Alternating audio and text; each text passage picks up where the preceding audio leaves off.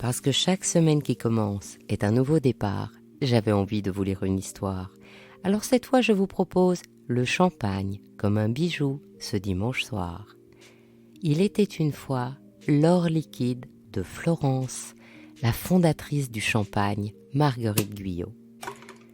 C'est bientôt les fêtes et j'ai envie de bulles, de légèreté. Alors je vous emmène découvrir le roi des vignes, le joyau des vins, le trésor des caves, en un mot, le champagne. Mais surtout, j'ai rencontré Florence, une fine femme pétillante comme les cuvées qu'elle crée. Son arrière-arrière-arrière-grand-père, Jean-Marie Guyot, fabriquait le vulnéraire appelé l'arquebuse de l'Ermitage, un élixir de 33 plantes et 43 degrés, destiné à soigner les blessures guerrières en désinfectant en application externe comme en anesthésiant par absorption. Et puis, il achète une cave qui finalement sera revendue. L'esprit du vin reste dans la famille, mais la jeune Florence, elle, a envie de liberté. C'est d'ailleurs en hommage à un voyage à Florence où son père a rencontré son épouse qu'elle est prénommée du nom de la ville. Alors elle aussi veut voyager.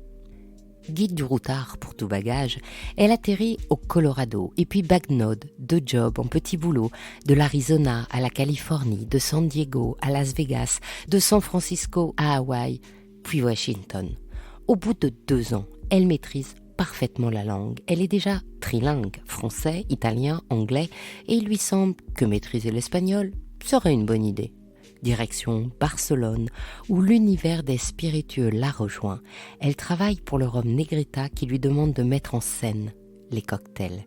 Elle imagine tout un univers de fêtes, où on brûle même le rhum sur la plage pour souhaiter bon vent aux marins.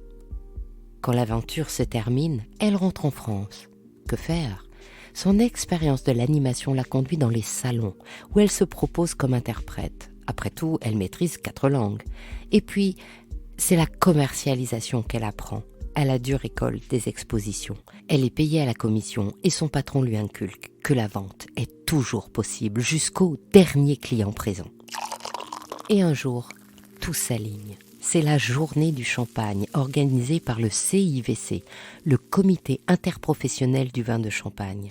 Cet organisme, créé en 1941, regroupe tous les opérateurs de la filière et sous l'impulsion d'un blogueur américain, Chris Hogenfuss, a créé le Champagne Day en 2019 qui a lieu désormais l'avant-dernier vendredi d'octobre.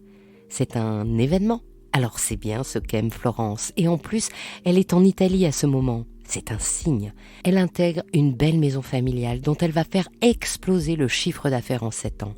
Elle développe tout un réseau de chefs étoilés, de palaces, crée des animations où musique, spectacle et plat fin se conjuguent et se fêtent. Alors quand cette mission se termine brutalement, elle décide de créer sa propre maison. Un producteur lui fait confiance et lui cède une partie de sa production. Ce sera le champagne Marguerite Guyot, du prénom de sa grand-mère, une saltimbanque pétillante qui lui a légué le goût de la mise en scène. Dans cette aventure, elle va allier ses racines et tout ce qu'elle a appris sur cet or liquide qui est devenu son destin. C'est que le champagne est profondément enraciné dans notre histoire. Ce sont les Romains qui apportent les vignes quand ils envahissent la Gaule. Dans la région Champagne, les conditions du climat faisaient bouillonner le vin lors de la fermentation en produisant un gaz lors des gelées qui s'échappait avec plus ou moins de force lors du dégel. Ce phénomène particulier l'inscrit très tôt dans le symbolisme du sacré. On pense d'abord à une intervention satanique, on l'appelle vin du diable ou saut de bouchon. Mais très vite, la production devient l'apanage des moines chrétiens. Ils mettent un grand soin à la vinification, gardent soigneusement une trace de leur récolte et les développent. En 496, l'évêque de Reims baptise Clovis avec du champagne. Ce vin entre alors dans l'imaginaire collectif comme un don du ciel, un breuvage sacré, le symbole des moments d'exception. D'autant que lors de chaque cérémonie des rois de France à Reims, le vin de Champagne est systématiquement servi jusqu'au XIXe siècle. En 1114, la grande charte champenoise rédigée par Guillaume de Champeaux l'évêque de Châlons, fonde le vignoble de Champagne et lui garantit ses spécificités et son originalité. Henri IV l'adore et l'impose à Paris. Au cours du XVIIe siècle, il séduit les cours de France et d'Angleterre. Louis XIV le goûte à 16 ans et le champagne devient alors la boisson associée au luxe et à la fête. Par ailleurs, tout est soigneusement contrôlé dans le champagne. Les critères géographiques, par exemple. La loi de 1927 définit encore aujourd'hui les communes qui peuvent accéder à la prestigieuse appellation. La production ne peut venir que de 17 terroirs répartis dans seulement 4 zones situées dans la montagne de Reims, la côte des Blancs, la côte des Bars ou la vallée de la Marne où se trouve Damery, le village du Champagne de Florence, une terre d'antique tradition champenoise. L'appellation est strictement surveillée. On se souvient du parfum qui a dû changer de nom en 2013. Le champagne, c'est ton champagne, un point c'est tout. C'est une appellation AOC, appellation d'origine contrôlée, le label qui garantit l'origine, depuis 1936 et il appartient au patrimoine mondial de l'UNESCO depuis 2015. Florence a créé 5 champagnes, comme les 5 pétales de la marguerite qui l'a inspirée. Elle y décline les 3 seuls cépages de la famille des noiriens que le champagne autorise.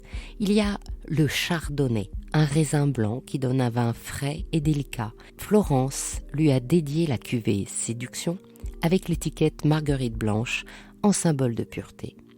Il y a le pinot noir, profond comme un grenat pyrope, qui est un raisin noir à pulpe incolore.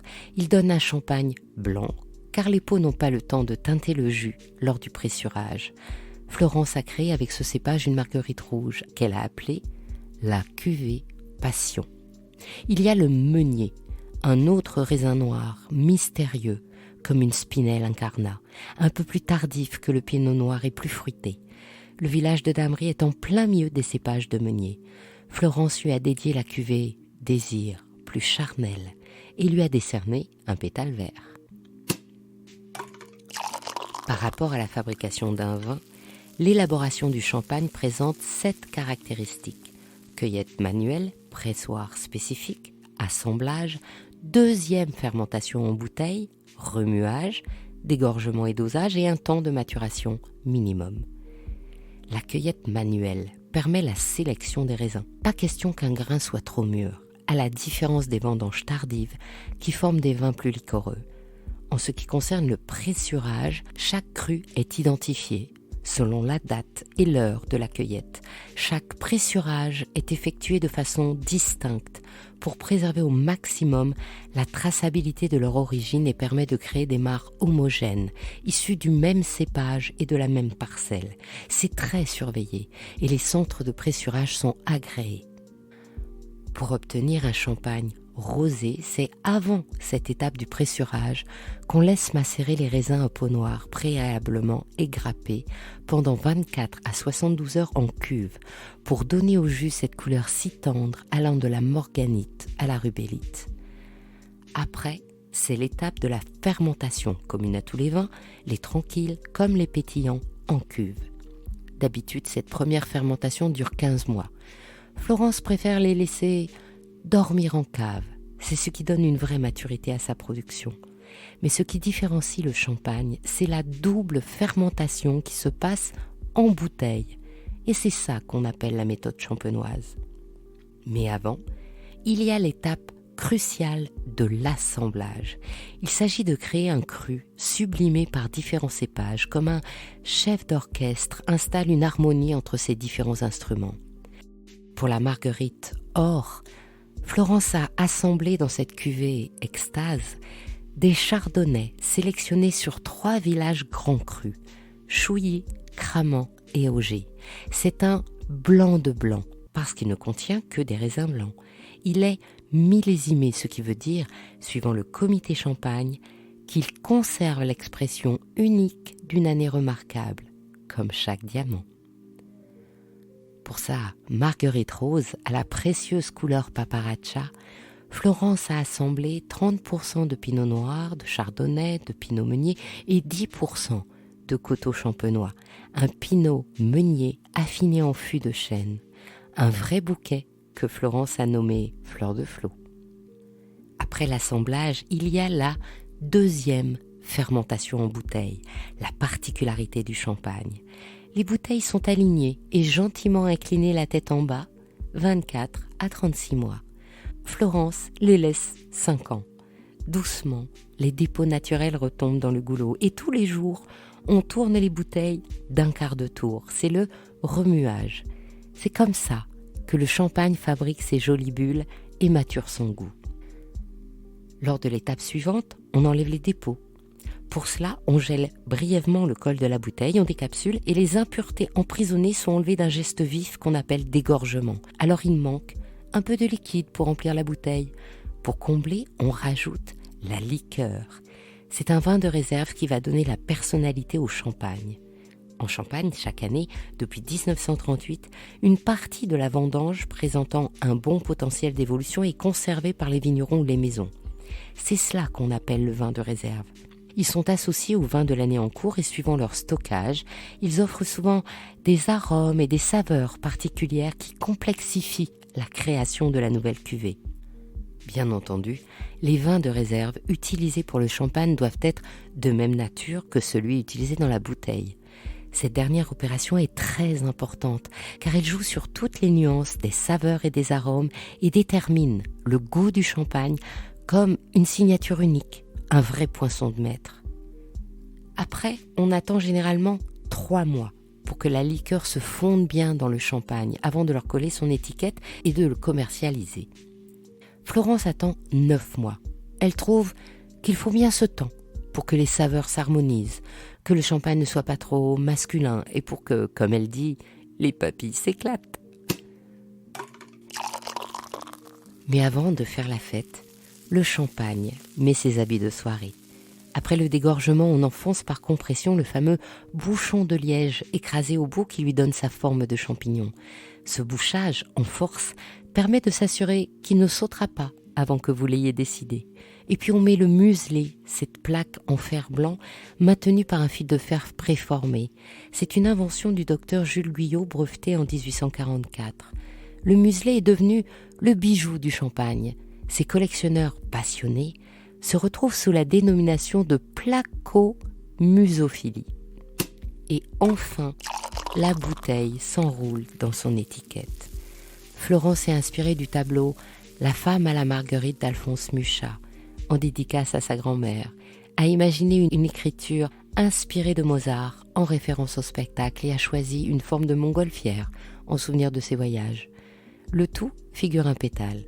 Ensemble, ces 5 cuvées forment la fleur entière de marguerite, un prénom d'origine grecque dérivé de margarita qui veut dire perle.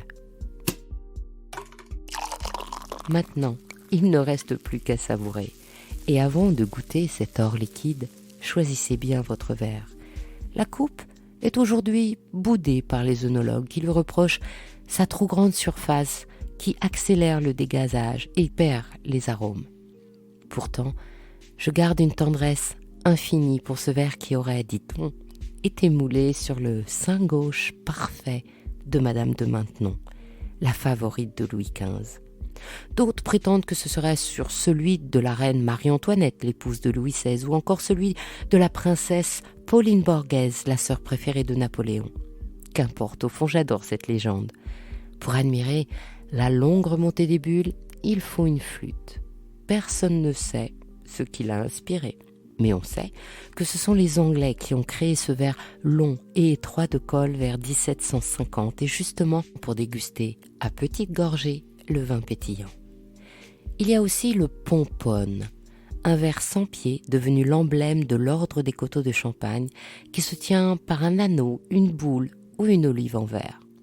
Aujourd'hui, les vrais amateurs dégustent ce breuvage 24 carats dans un verre spécialement conçu pour accueillir le vin des sacres. Le plus chic est de le tenir avec art par la jambe.